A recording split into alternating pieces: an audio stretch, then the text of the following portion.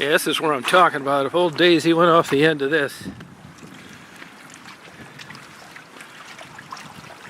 I'm not saying it'd be impossible to get out, but I wouldn't want to try it. You know, when I was young, there were 2 times I fell through the ice. Once I actually banged my head coming up and cut it, and the other time I didn't. I went in to save a dog, which worked. I look back on that was on the Huron River both times. Man, when you're young, you know, it was kind of like fun. I was with a buddy of mine. We were like excited, you know. It was cold, froze your ass off. But I'll tell you, now that I've gotten older, I think if I fell into this goddamn mess, I'd die before I hit the water. I bought a boat just so I could go down around the Zug Island, which I did a year ago, October, down there.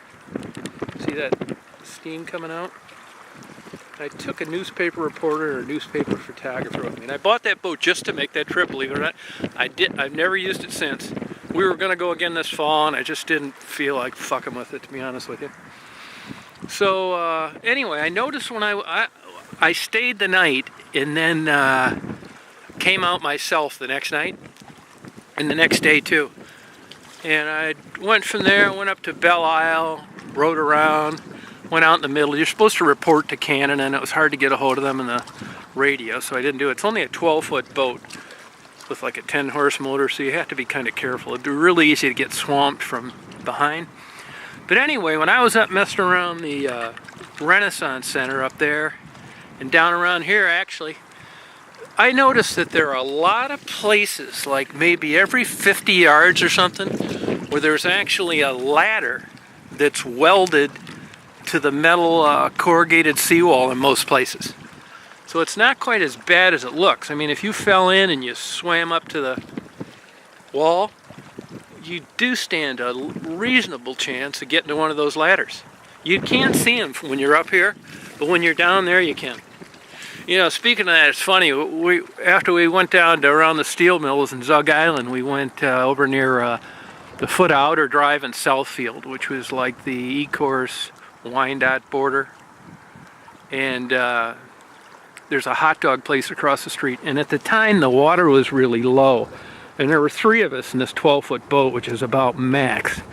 I mean, if it would have been at all rough or something, we wouldn't have been able to do it.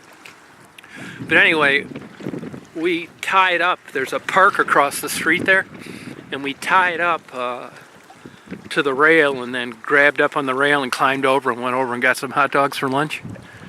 And on the way back, there were a couple guys sitting at a park bench, and the 2 guys from the newspaper were behind me, and I jumped over the rail, and this guy thought I was committing suicide.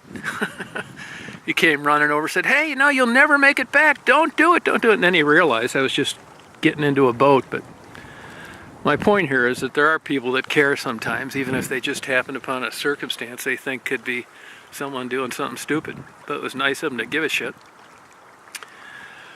So tonight it is really nice out tonight. If I can, I notice when it's like sometimes in the evening, right about this time. There we go, right there. If it's low light, it doesn't want to focus good. So that right there is Zug Island. You know, my dad worked on that bridge when he first moved to Michigan. See all the LED lights? Nice. That's right on the other side of the bridge down there. That's the industrial section of Windsor.